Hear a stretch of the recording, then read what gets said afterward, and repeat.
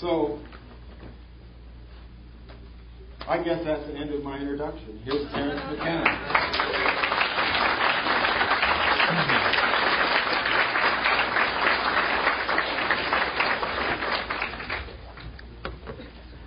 Can you all hear me?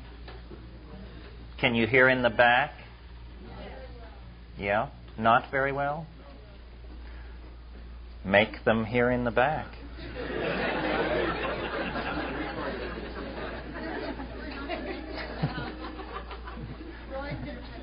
Okay. That's much better, isn't it? Is it better in the back?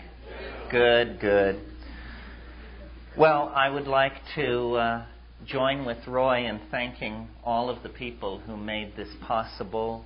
Mary Fowler worked long and hard to make this happen.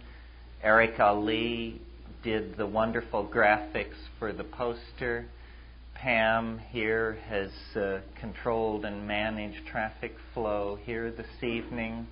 Diane and Roy are incomparable treasures in the LA community. I was talking to someone today who said they had listened to KPFK very carefully in the month that Roy and Diane were away, and it just ain't the same thing. It's terrifying to think that two human beings in a city of, 11 million are what's holding up the hip.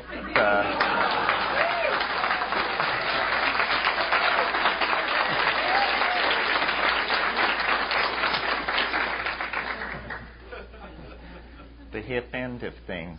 As Roy said, this is a benefit for KPFK and in a larger sense for Botanical Dimensions.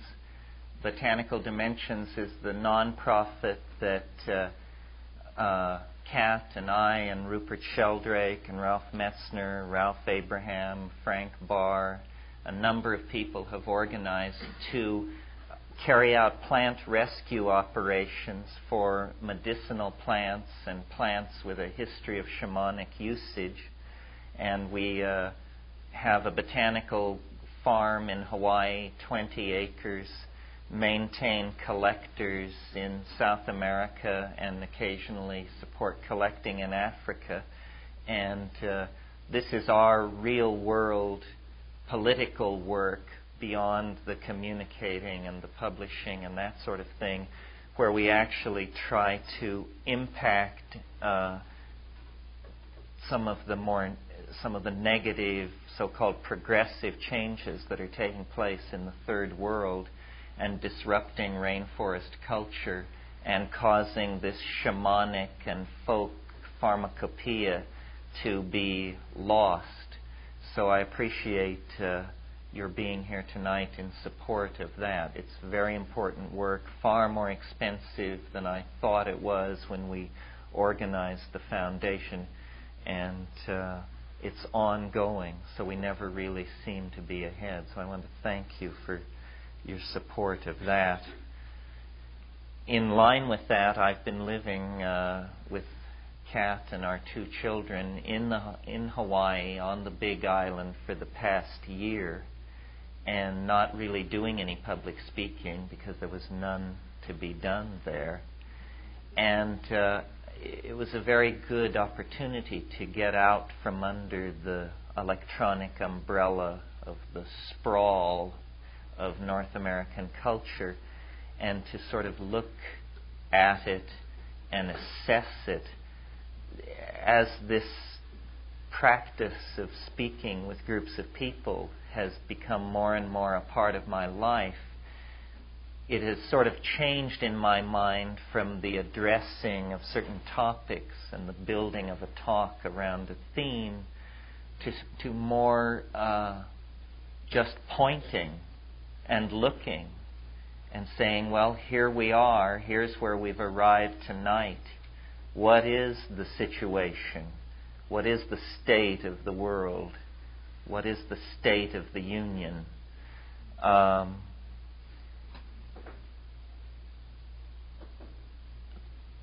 I think psychedelics had a very large impact. I'm sure there's no argument on this in the 1960s.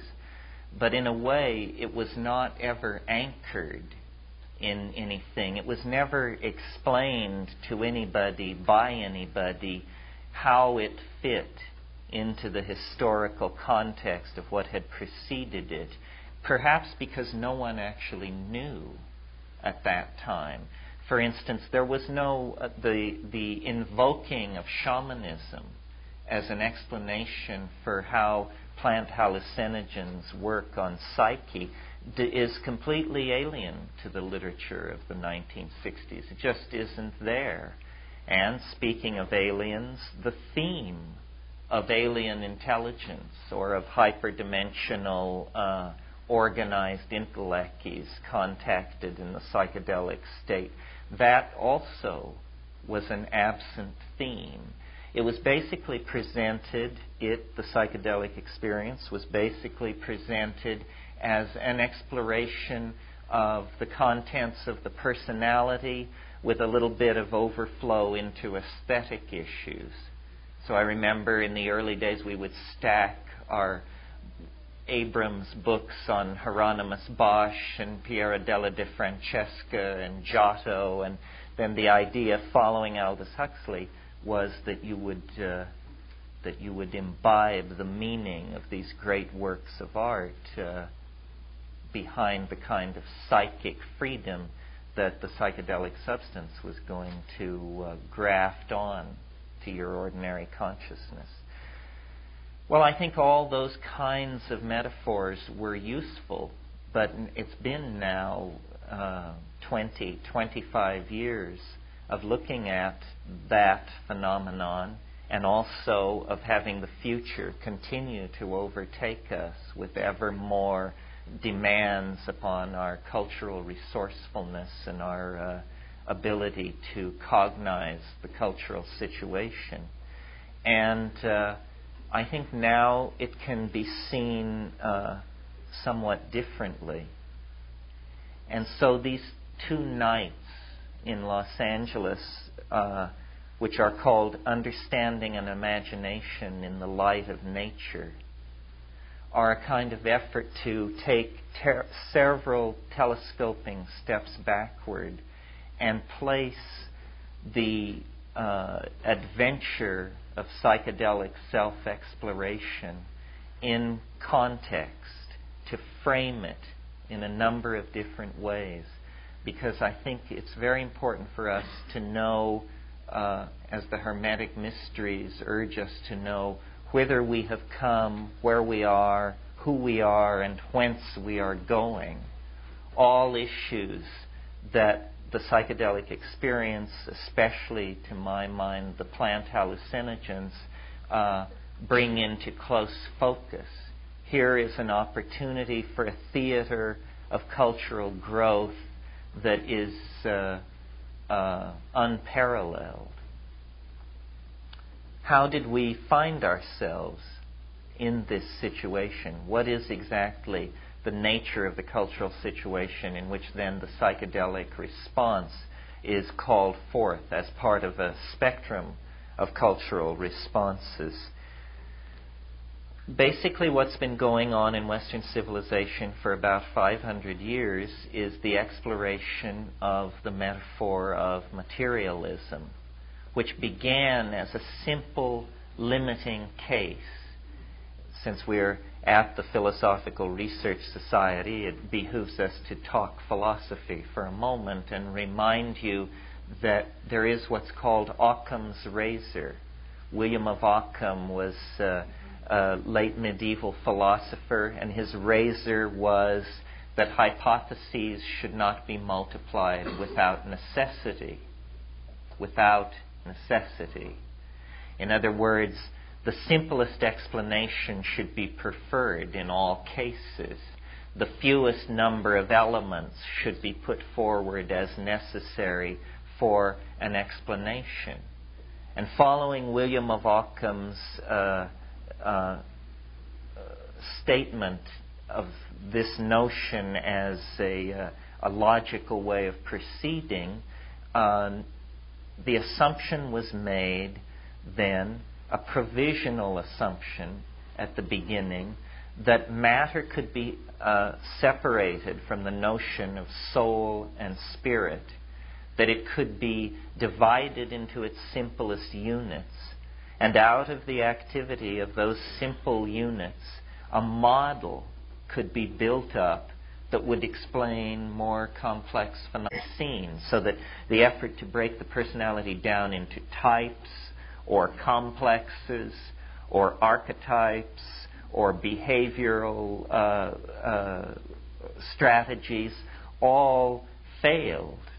And at the same time that this process of disconfirmation was happening in the social sciences, physics, which had been old reliable in the matter of supporting this particulate, pointillistic, materialistic school of explanation, began in fact to betray it, because the analysis of matter was pushed to deeper and deeper levels until finally phenomena began to be elucidated which seemed incomprehensible in the mechanical model. It seemed as though what had been thought of as points of matter were in fact spread through time, and the notion of simple location began to give way to talk of clouds of probability and this sort of thing.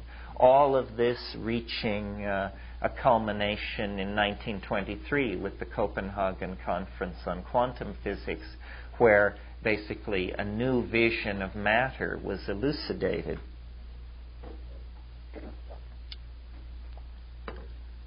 And strangely enough, the new view of matter seemed to have a very mentalist sort of aura about it. It no longer was a theory of simple location, calculable energies, and specific predictions. It was probabilistic. Now, this reemergence of the need for a wave mechanical description of matter can, I think, now be seen from the vantage point of 55 years as the first stirrings, or among the first stirrings, of the reemergence of the spirit. And I think that what understanding and imagination in the light of nature argues for is the presence and reemergence of the awareness of spirit in the world. This is what the so-called and long-heralded paradigm shift is all about.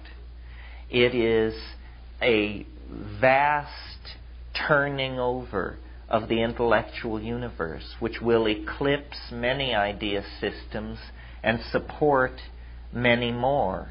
It is the idea of fields.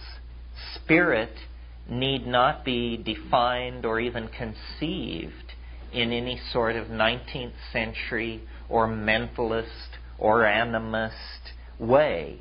What spirit is a field of deployed energy that is somehow co-present at more than one point in space and time.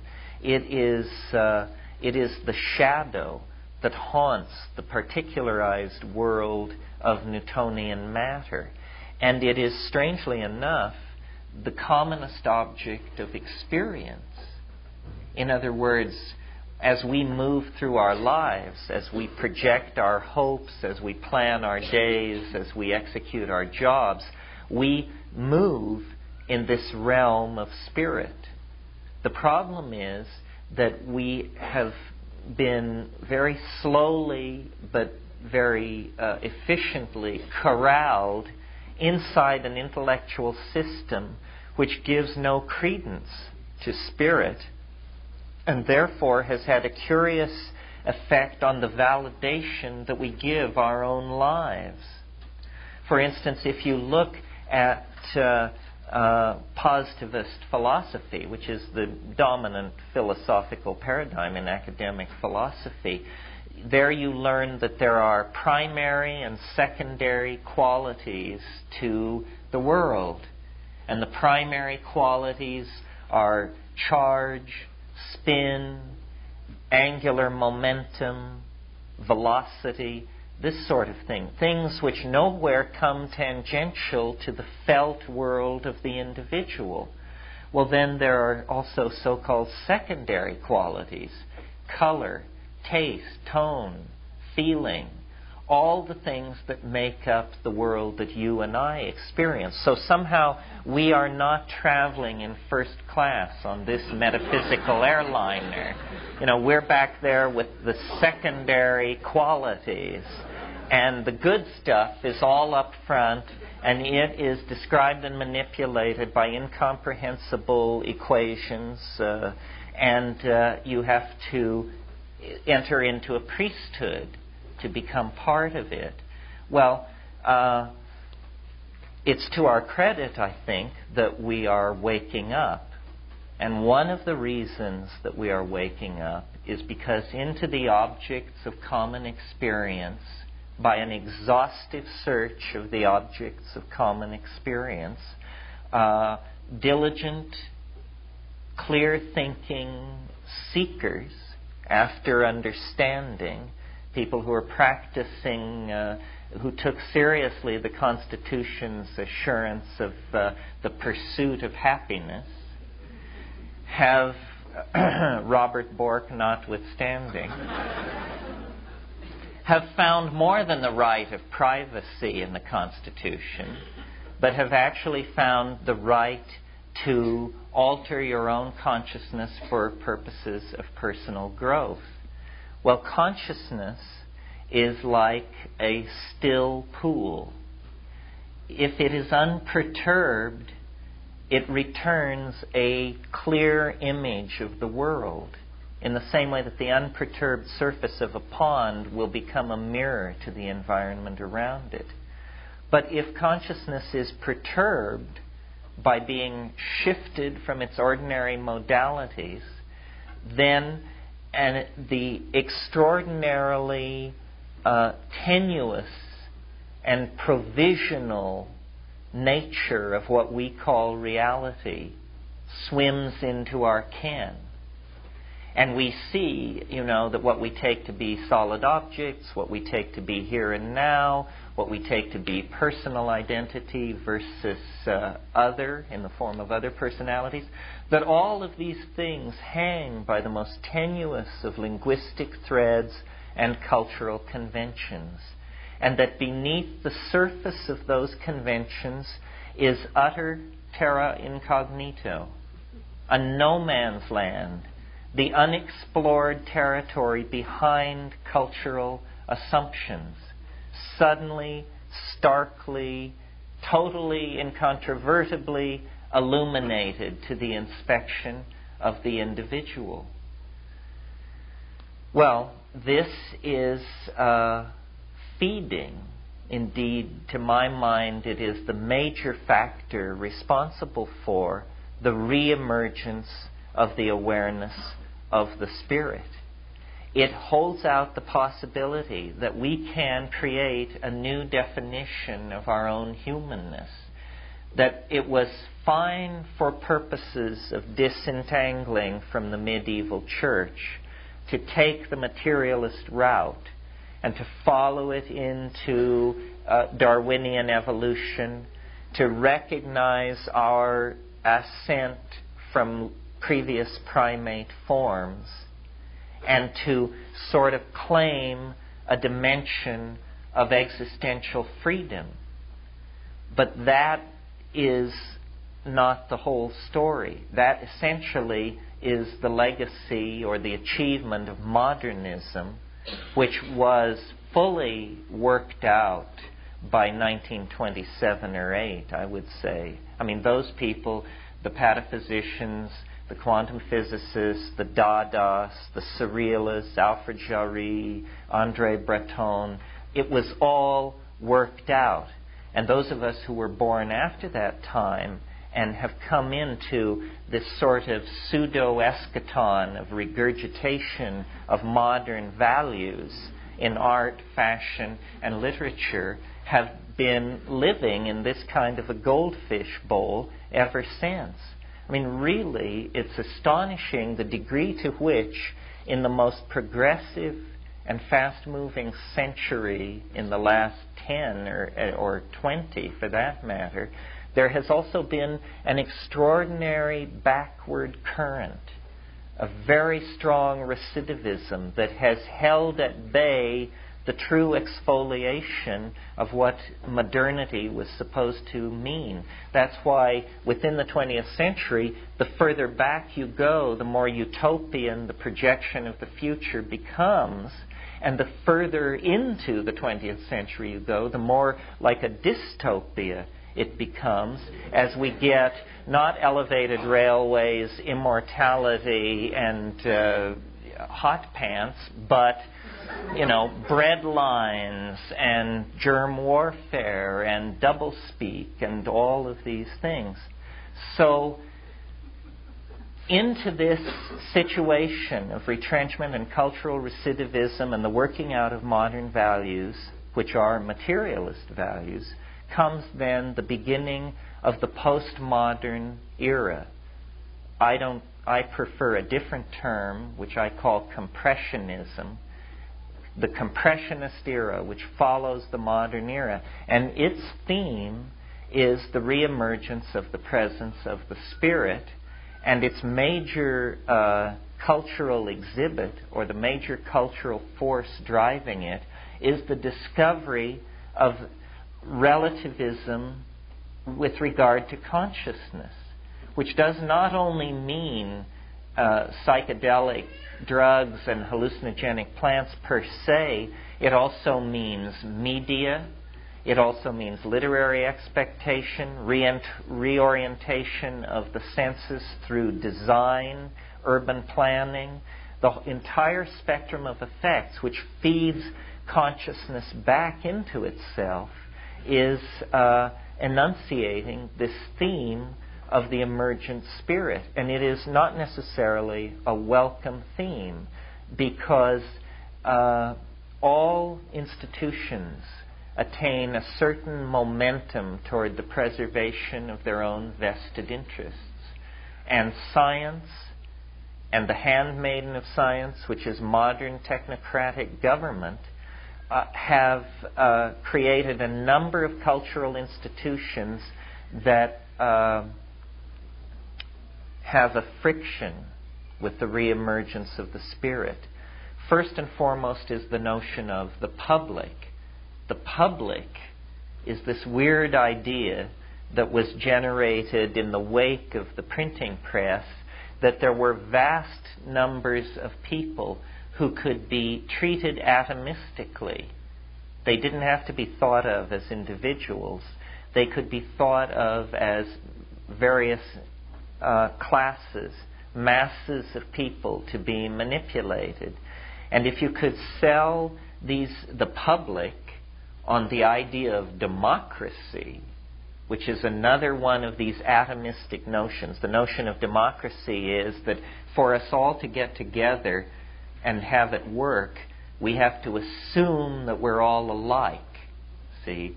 So we each have a vote, and then you may be tall, you may be short, you may be rich, you may be poor, you may be black, you may be white, but that doesn't matter. We'll give everybody this charge, one vote, and then we'll see how these populations work themselves out. What they don't tell you is that at the same time that you build this definition of the citizen, you also build the institutions which subvert the citizen. So the citizen is not free to act out and express the wishes of the citizen. The citizen is a consumer of ideological models that are sold to the citizen through agencies of mass propaganda. So there's this peculiar playing off of one against the other. In the meantime, what has also been happening is the institutions of language, which previously were pretty much left to develop on their own, and that was the situation well into the 19th century. Through the power of the printing press, the evolution of language also became something under the control of these institutions, and they very quickly have replaced whatever reality may have been impinging into the lives of the citizens with concepts. Concepts replace reality. You come into the world with a blank slate, and everything is what William James called a blooming, buzzing confusion. Well, then one by one, you isolate phenomena in this confusion and you name it. Once a sector of reality has been named, it stays still. It ceases to behave the way it would behave for itself. It begins to behave syntactically because it has been changed into a linguistic object. When things behave syntactically, they are either subjects or objects, or the syntactical machinery which relates these two together. In that case, materialism, dualism, projection of authenticity beyond the self are all reinforced. So these are the factors which have impeded the spirit. Into this comes the psychedelic experience. It has a tremendous force to revivify the spirit, particularly because it is not an ideology. It is not something someone figured out. It is an experience. And this is important to bear in mind. It horrifies me, I'm sure you've heard me say it, to think of someone going from birth to the grave without ever coming tangential to the psychedelic experience. It's like going from the birth to the grave without ever discovering sex. It means that you died as a pre-adolescent. You know, you never really came into your birthright. And we have been infantilized by our cultural institutions to accept the notion of ourselves as citizens consuming these regurgitated scientific models, which are then hashed through by Madison Avenue and then handed down to us by the organs of mass culture. And this is supposed to be what we anchor our lives on. It's no wonder that drug abuse, child abuse, self-abuse is rampant in this society, because it all has been taken away from us. You may read 1984 and think, well, thank God it isn't that bad yet. Well, the only difference between us and 1984 is we dress better. So I think that little gatherings like this, and I feel like this is definitely a family gathering, this meeting was sold out before there was any promo other than Roy's show and a small mailing we did. So you are people who have passed through a very narrow filter. You stay up late. You listen to KPFK, and you tolerate Terence Mckenna. So you are either thrice blessed or thrice cursed. I don't know which it is. But anyway, it feels to me like a family gathering. It feels to me like we are figuring this out, and there aren't that many of us, I think. But what we understand as a group, or what I imagine that we understand, is that there is this twilight of reductionism. There is this end of the old model. And yet we're not ready to proclaim the twilight of reductionism to simultaneously be the funeral of reason. You see, there are a lot of people, a much larger group than we represent, who are prepared to bury reason along with reductionism. And I think reason may have been caught in bed with reductionism, but it may have been set up, is the take that I have on it. And is, as they used to say in Watergate, linked but not tainted. So I am a very... some people even... Someone said I was I was accused of being narrow-minded the other night. Because I come to this very honestly through the sciences, through trying to really find out what was going on and not just accept everything that came down the pike. I mean, I will believe anything if there's evidence, if it's self-consistent, if the case is well made. I mean, I think that the first thing the truth will be is a pleasure to hear, you know, and not some turgid and tormented thing where you have to go to 6 meetings and not talk to anybody who doesn't believe it and all of this sort of thing. So I think it's important as what I call the archaic revival gets rolling, it is important for us to clarify where we are coming from. When we were simply the lunatic fringe of the lunatic fringe, it hardly mattered. But responsibility will devolve on us to say what we mean and to have a position which is not only convincing to the converted, but convincing to the skeptics. That's who I'm after, you know, because I think that a great instance of cultural blindness is what we're confronted with on the issue of psychedelics. Psychedelics are to the science of psychology what the telescope was to astronomy in Galileo's time. And we are in a situation of increasing global pressure on our species, increasing outbreaks of neurosis, unhappiness, psychic epidemics, and we are leaving our best tools behind because of fairly preposterous cultural prohibitions. Cultural prohibitions which deny us our best weapons for overcoming the situation that we are in. And this is really an intolerable situation because the fate, nothing less than the fate of the human species, probably hangs in the balance. We cannot afford the luxury of an unconscious. We cannot afford stupidity, closed-mindedness, racism, sexism, consumer materialism, selfishness, an absence of globalism.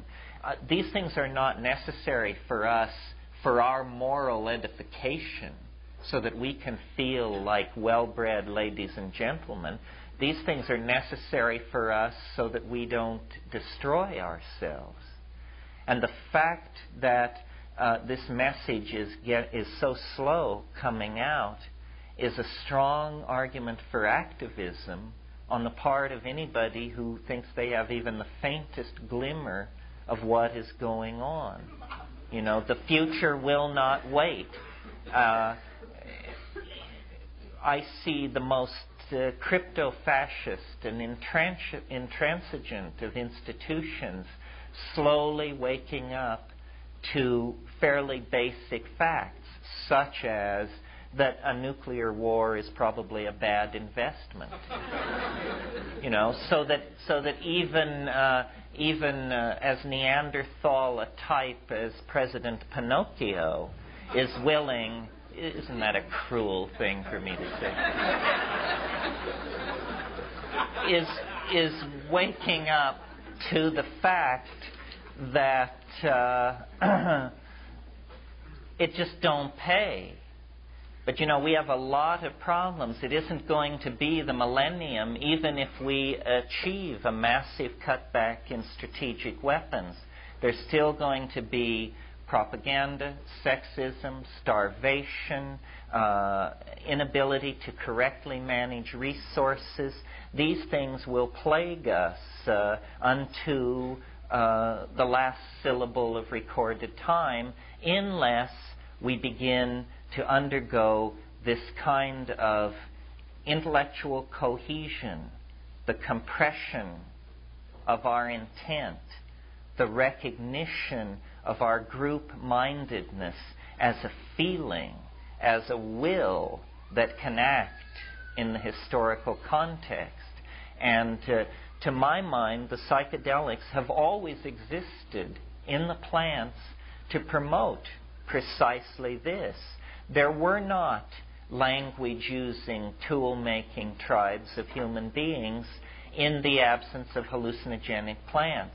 The hallucinogenic plants create the context for integrated organizational activity. This has been going on for at least 15, 20,000 years. The problem is that through a series of factors, which we needn't go into in depth here, but factors which impinged on European civilization particularly, civilizations were able to evolve outside of the noetic input from Gaia, outside of the biological radio that envelops the planet and inputs into balanced tribal societies with functioning shamanic institutions. In Europe, somehow the chain was broken. The link back to the elder gods and goddesses and to the biological organization of human society before history was lost. And this curious kind of ungoverned intellectual development occurred, ungoverned in the literal sense of a machine which slips from the control of its governor. And in that situation, materialism, which is an insupportable philosophy actually if you have an openness, a sensitivity, any kind of cultivated feminine response to nature, it is utterly impossible. Recall that the point of view of Cartesian materialism pushed Descartes to actually claiming in public debate that animals were machines. He said they feel nothing. The apparent display of pain is simply something which we project onto them because we alone have a soul. And Descartes, you see, himself had not gone over completely to materialism. He believed there was a human soul, but it came tangential at only one point to the human body. Somewhere in the pineal gland there was a switch, and the soul was running things like a telephone switchboard operator from there. Well, very shortly after Descartes, his followers just said, well, we don't need this. This soul concept was just a thing to stay on the right side of the church, and we don't need it, and they cut it loose. And, well, once you cut that loose, then you have all kinds of permission. You have permission to rape and exploit nature, permission which had already been reinforced for Western man by the New Testament, but now raised to the nth degree by the assumption that nature is utterly without soul. And this philosophy persisted well into the 1950s. The essence of Jean-Paul Sartre's existentialism can be summed up in the statement, nature is mute. That was Sartre's position on nature. How many people thinking themselves existentialists and hanging out in coffee houses actually ever worked through what the consequences of the existential point of view was? Nature is not mute. You really have to have worked yourself into a weird place to believe that, you know. In fact, nature is entirely something else. Nature is communication, because nature is psyche. This is what we haven't understood. We have somehow talked ourselves into the belief that into the natural world of Eden, God came and made man, and from man woman, and that men and women are of so ontologically a different level than the rest of nature that no conclusion about us can be drawn from an examination of nature. Nothing could, it's impossible for me to understand how this idea persists and has such momentum in the 20th century, where hierarchy theory has very, very clearly explicated the notion of the linkage of higher order systems to subsystems that are physically more simple. So you see, really what we have is a kind of fractal universe. In fact, it's not greatly different from the alchemical view of the 16th century, where people said, as above, so below. The microcosm is a reflection of the macrocosm. What this is really saying is that at the level of a planet, you get a certain level of organization and spectrum of peripheral effects. The same thing, such as self-reflection, self-regulation, intent, goal, projection, steering toward perceived goals. You get the same kind of thing on the level of a society. Can be a beehive or a herd of antelope or whatever, and you get it in the human individual and the human society. So really what is to be seen is that we are the cutting edge of becoming. We are not a thing apart. We are a unique level of a multi-leveled organism. And we have been called forth out of nature, by nature, for a purpose. And what is our task as individuals, I think, is to discover what that purpose is, and then to align ourselves with it in a way which allows the plan, whatever it is, to most smoothly unfold. Well, what it seems to be is a progressive invocation of spirit, the theme with which I began the evening, that through language, through abstraction, through magical invocation, the formulation of religions, the projection of art, the field phenomena, the phenomena which are diffuse in space and time and not easily located, are forcing or intruding their way into three-dimensional space and time. If you were an extraterrestrial in a starship in orbit around this planet, what you would see looking down is a gene swarm. The species that seem to us to be animal forms extremely stable in time are actually highly permeable membranes over millennia and tens of millennia, with genes crossing over, moving around, and being basically obedient to the expression of some kind of teleological form. And it was the concern of 19th century biology to eliminate teleology, to eliminate purpose and directedness.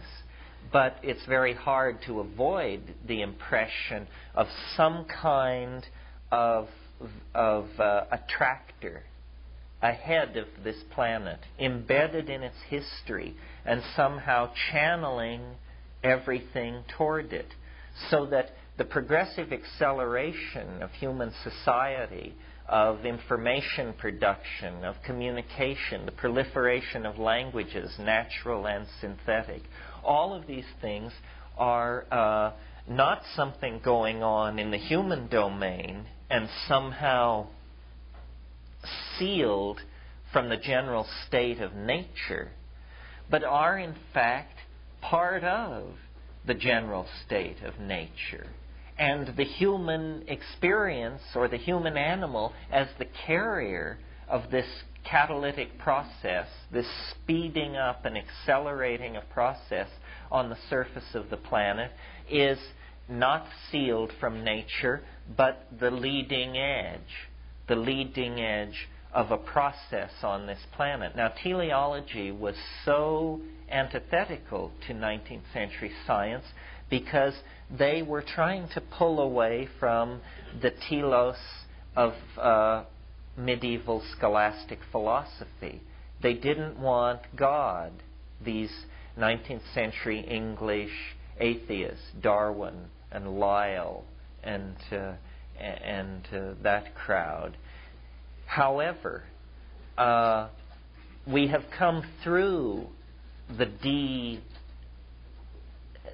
so-called death of God and the elimination of a theological raison d'etre for the universe. And now we're looking more at a telos which we would operationally define, rather than define it based on ancient revelation, which was the previous method was the older the book, the truer it must be, and the Bible is the oldest book, and therefore it must be true. This is what Mircea Eliade calls the nostalgia for paradise, paradigm of time. We are overcoming that. It can now be seen that there is, in fact, some kind of transcendental object. And it's best to try and describe it phenomenologically. We don't know what it is, but we do know that it's an enormous attractor of some sort. And we are in the field of attraction. And by we, I mean all life on the planet is being drawn into this nodal point. And it is possible to anticipate it through the psychedelic experience, because apparently the natural and the linguistic world are worlds which are organized along the principle of fractal curves. Fractal curves are recently discovered mathematical objects. Not all of them are recently discovered. Some were known as late as the late 19th century, but most have been discovered using computers in the last 10 or 15 years. And they are self-similar curves such that when you take a subset of one of these mathematical objects, it is found to have the whole pattern embedded in it. The Fourier transforms that describe holograms are these kind of things. Coastlines, mountain ranges, data of all sorts, when analyzed in a certain way, is found to be fractal. Apparently, the world is a kind of vast spiral fractal that is achieving greater and greater closure with itself. And we experience this density of closure and this compressionism as the spectrum of effects which we call human evolution, human history, emergence of high technology, the present moment, the rush toward apocalypse. The most intense moments that the universe has ever known are the next 15 seconds. And beyond that lies still more intense moments. Novelty, as a kind of generalized paradigm of the compression of connectedness throughout the cosmos, is accelerating moment by moment in the rocks, in the trees, in the stars, and in us. And so what we call history, which is not as modern, the modern theory of history is that it's what they call trendlessly fluctuating. That's their model of the world. You get order at the atomic level, order at the biological level, order, and suddenly you reach human beings, trendlessly fluctuating. It's as though, we were Brownian, affected by the Brownian movement of random particles, and yet we somehow, out of all this ordering, we're to believe that then emerges the trendless fluctuation of human history. Actually, this is nonsense. It's simply that there has never been a thoroughgoing theory of history. However, now we are ready for them, because these wave mechanical ideas, the notions of closure, Sheldrake's idea about the presence of the past, the way in which the past drives the present, all of these things lay us open for an understanding of the compression and densification of time. And this is what is experienced in the psychedelic experience. Really, Whitehead said of Dove Gray that it haunts time like a ghost. Well, I think that the compression of the three-dimensional universe at the end of time haunts time like a ghost. It's the cosmic giggle. Here a messiah, there a shaman, there an ecstatic poet, and there the tiny ripple that is simply a congruent coincidence in the life of a single individual. Robert Anton Wilson called this the cosmic giggle. It's when something protrudes through the forward-flowing momentum of rational casuistry and causes it to flow around it and eddy and churn, and then you see through for a moment, and you say, well, what is it? There was a plottedness for a moment. There was the hand of the maker there, but now I don't see it anymore. That is the going behind the veil. That is the seeing into the structure of being that lies behind the conventionalized languages. That's why coincidence is so often reported as an accompanying phenomenon for the psychedelic experience, because really syntax is dissolved, and syntax is a filter for this sense of eminent connectedness. And when the syntax goes, the eminent connectedness flows in. Then it's a question of what you do with it. If it causes you to believe that you are going to save the world, then you haven't gotten the message right. That's inflation. And inflation is very bad. It drives up interest rates. So if you get that kind of a take on it, you are misusing it. Nevertheless, the most advanced yogic techniques that are known are the techniques of the so-called Anuttara Yoga Tantra, the tantric yogic techniques. And there, the prescription is, it says in Herbert Gunther's Treasures of the Tibetan Middle Way, you should think of your house as a resplendent palace. Think of your utensils as made of beaten gold, and think of yourself as having a body made of living mercury. What this is in Western psychological terms is an invitation to inflation. But if it is approached with the right analysis of mind, basically that there is nothing but Bodhi mind and there is no particularization in time and space, then there is no inflationary feedback into the ego. And this is the kind of opportunity that the psychedelic opens up. It is, I've said many times, quoting Plato, time is the moving image of eternity. Time is the moving image of eternity. What the shaman does is he or she leaves the mundane plane, and in Iliad's phrase, is able to trigger a rupture of plane. And the rupture of plane carries the shamanizing person into another dimension, literally another dimension. And in that other dimension, all of time and space is beheld, as James Joyce said, in a nutshell.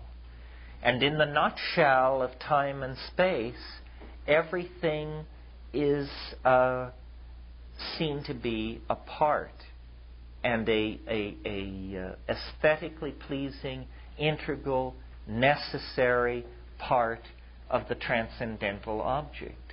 In fact, what this universe is a lower dimensional slice of that same transcendental object. Well, I guess what impels my career and what I really can't get over is that what I'm saying to you is true. You know? That, I mean, we sit here, we gather here, and even though we're talking about this extremely far out thing, still all the forms are in place. I'm here, you're there, everybody sits on their ass, nobody sits on their head. It all appears fairly mundane. How can it be that what we are talking about is the nearby presence of an impossibly alien dimension? Now, if that alien dimension had been reported back to us by a robot probe dropped into the methane oceans of Europa, we would be all hot to go there, to organize a $20 billion expedition and a 15-year plan and go out there and find out what is happening. The amazing thing is that, you know, each one of us in our own living room can be this Magellan, can penetrate into these dimensions. It really seems quite freaky to me.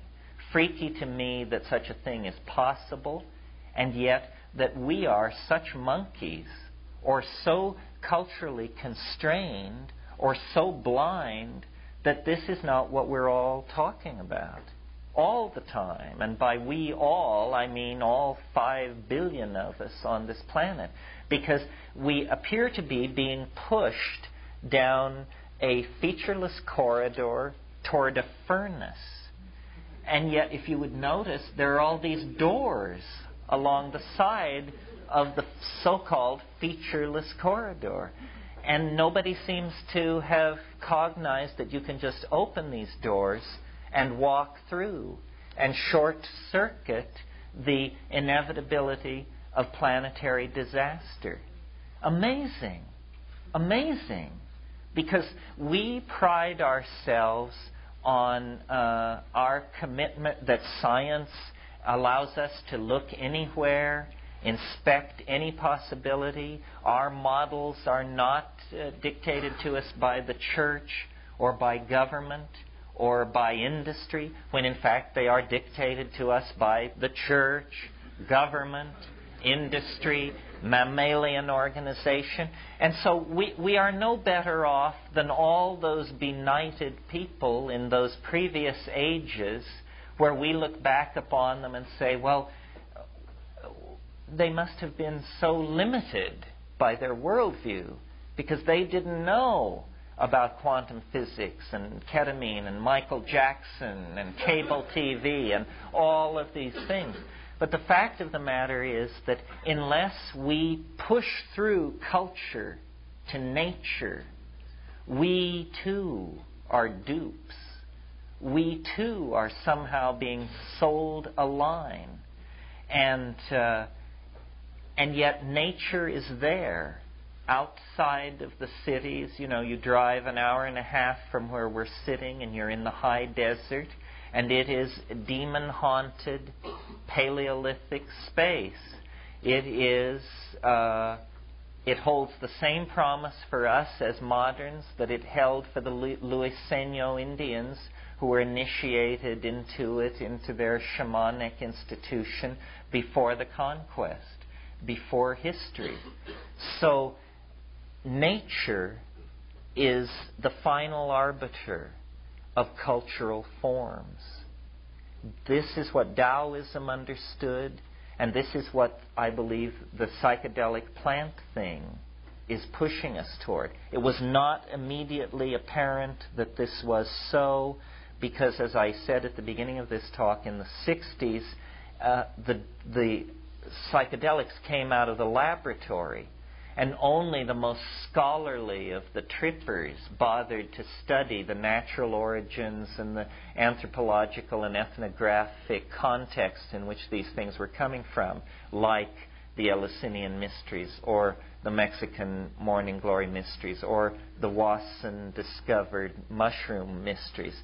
But if we can somehow link a respect to nature, a sensitivity to Gaia, a valuing of ourselves, a complete placing of our own feelings and our own perceptions in the forefront of trustworthy sources, and the psychedelics integrated into our lives, then there will be a tremendous cultural impact, a tremendous reorientation, because the message that nature is trying to give, the steering signal on the human species, comes through the accessing of this shamanic dimension outside of history.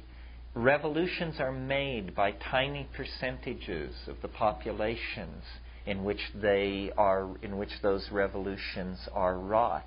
The important thing is clarity and connectedness and a clear understanding of who one's antecedents are, what the source antecedents are, and what the target goal is. New Age is a pale label for what is going on. New Age sounds too much like new Nixon, new Reagan, new retreaded everything. What is happening is an archaic revival, a harking back to cultural models 10 to 25,000 years old, because the profane fall into history is actually ending. The way the fall into history ends is with the progeny of Adam, the human race, recovering the control of the human form, the control of the human soul, the ability to turn ourselves into whatever we wish to be. This comes through the union of imagination, through understanding, into nature, the invocation of the dream. This is what the Australian Aboriginal Society is talking about. This is what the dream time is. Finnegan's Wake says, up nient, prospector, you warp your woof and spread your wings, sprout all your worth. This up nient, this end of time, this birth into angelhood lies ahead of us, but it is really part of the archaic return to the paradisical mode before history. The psychedelic hallucinogens are the catalysts. The minds that they touch become the catalysts within the society in general. And from there, the fashions, the social forms, the kinds of conscientiousness, the innate decency that is called forth by the authenticity of the experience is what will transform us. I mean, in the same way that an affair can become a love affair if there is mutual authenticity of behavior rather than simply a kind of flirtation. In that same way, our affair with Gaia can be a love affair if we can summon to ourselves the vision to make it so. And it means really being aware of the vastness of the options, of the precipice that late 20th century historical human beings stand on. We are about to leave for the stars. This is what is happening on this planet. A species prepares to depart for the stars. To do that, energy has to be marshaled. The lessons of the long march out of the trees and to this moment have to be collated, sifted, refined, concentrated. That is the alchemical gold. The historical process is the story of a prodigal son, of a wandering and a return. The return is meaningless without the wandering. The wandering has no meaning unless its fruits are given birth after the return. And I think that the last 1,000 years has been the prodigal journey into matter. And it ends finally with modern pharmacology, modern ethnobotany, discovering in the jungles of the Amazon and the mountains of Mexico the body of Eros, Osiris, fallen since the time of the flood, but awaiting the re-emergence of the cognizant human connection. That is what the archaic revival holds out. It's actually our salvation. I think I'm fairly hard-nosed.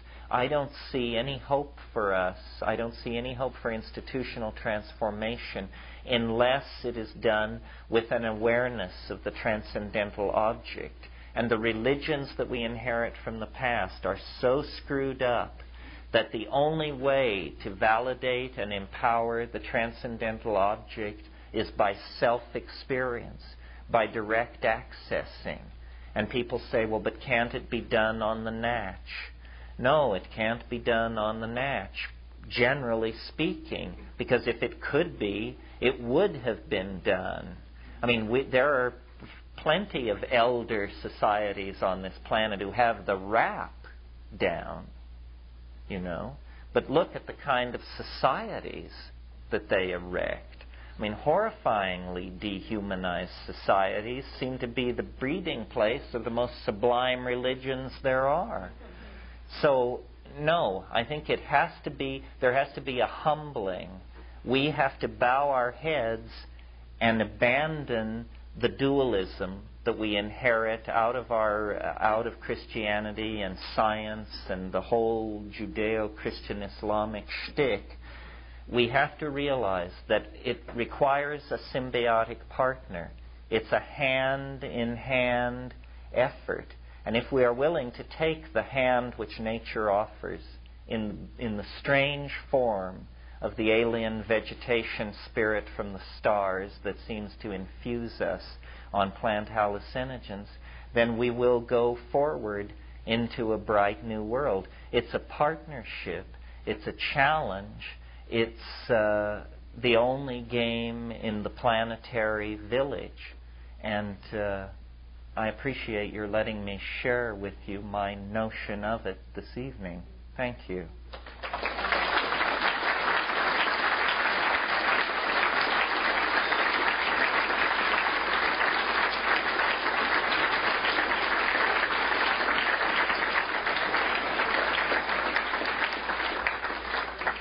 We're going to take about a 10 or 15 minute break and then do question and answers. There are a bunch of handouts, catalogs, events coming up, stuff on tables at the back of the room, which I urge you to take a look at.